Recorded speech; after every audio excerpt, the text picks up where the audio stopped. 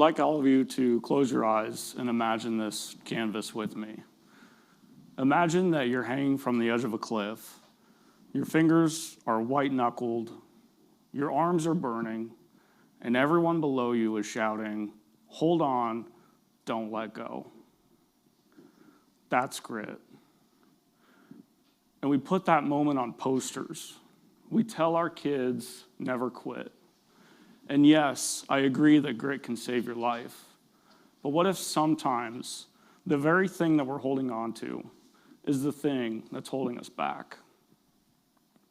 We live in a world today where grit is the gold standard. Push harder, grind longer, sleep less, suffer more. And often what we think of as grit in everyday life is not actually passionate perseverance. It's grinding, enduring without meaning or permission to change.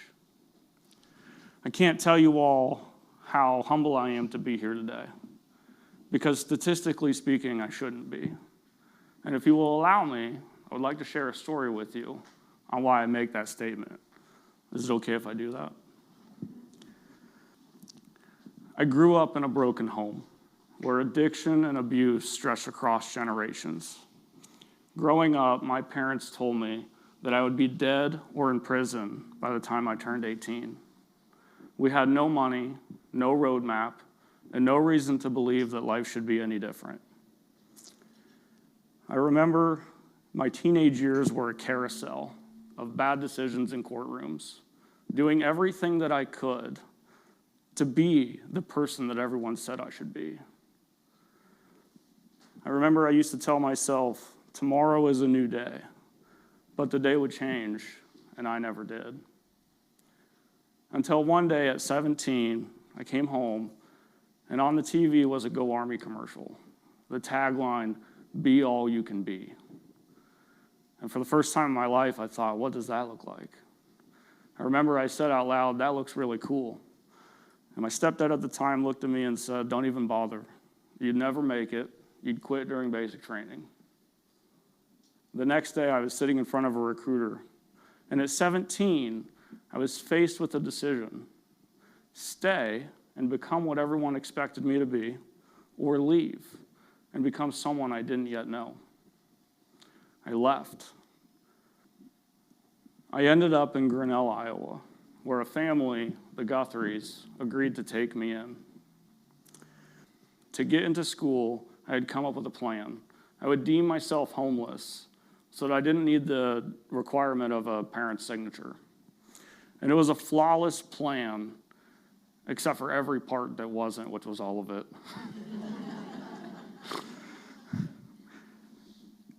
By noon that day, I wasn't known as Nick, the senior at Grinnell High School. I was known as Nick, the homeless kid attending Grinnell High School. I remember it was hard for me to explain to the other students that I'm just trying to forge a better path for myself. How do you explain that to a kid? More so, how do you explain that as a kid? Regardless, I was committed to graduating and leaving for the military. And that's exactly what I did. I walked across that graduation stage, and shortly thereafter, I left for the military. No longer the broken kid from a broken family, or the homeless kid sleeping on the couch of a random family, living out of baskets and bags, but a young man stepping into something bigger than himself. It was around that time I watched Dr. Angela Duckworth's TED Talk, Grit, the Power of Passion and Perseverance. I didn't just watch it, I felt it. I was it. Grit became my armor. But the problem with armor is this: it keeps the arrows out, but it keeps the feelings in.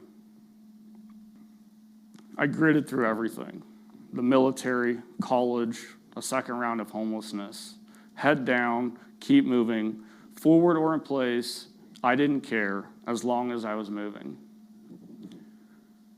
By 22, I was done. My spark was dim, my belief was gone, and the pain was burying me. In December of 2018, I made a plan to end my life. I'd bought the weapon, and then I had 24 hours to sit with that decision. I decided in that time I would visit my parents, not to blame them, but to finally speak the truth, and that they knew that they were forgiven. That was the first time I'd let go of the cliff, and it landed me at my father's table. And for the first time in my life, I'd said everything that I'd held for years. But instead of ending with, I forgive you, I said, because of you, I will do more, be more, and become more. I stood up to shake his hand and simply said, thank you.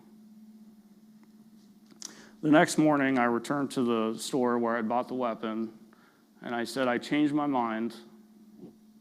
I'd like to return it. And that's when I realized that grit alone won't work, that something had to begin. I spent the next 8 years in what the development world calls a growth mindset. I walked into rooms full of people working on becoming better versions of themselves. Most of them were men who were struggling silently, people who were hurting quietly, people who've been told, don't talk about it. And the truth of the matter is that mental health doesn't discriminate, and the pressure to hold it all together touches all of us. I had grit, but I had no growth. And without growth, grit has nowhere to take you. See, the issue isn't grit. The issue is turning survival into a life strategy. Psychologist Carol Dweck calls that the difference between surviving and believing that change is possible.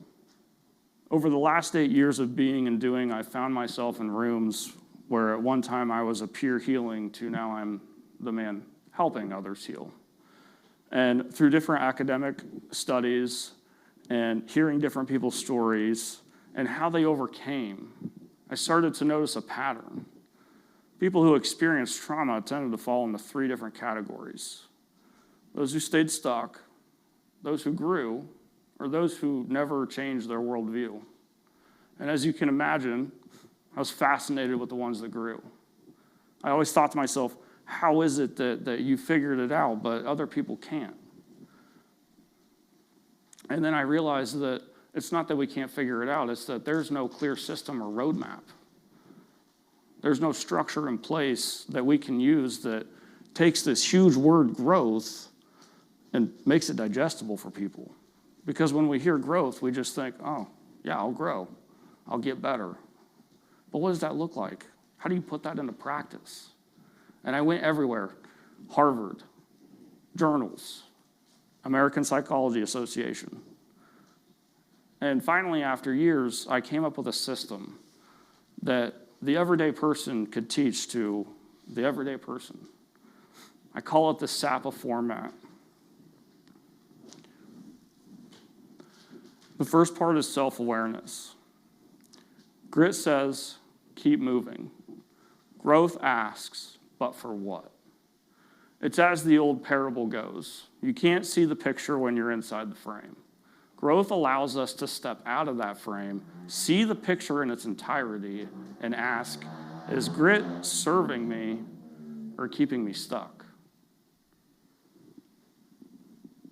The second part is self-permission. Give yourself permission to feel, to be human, to ask for help. Because grit says the permission comes from the validation of your success.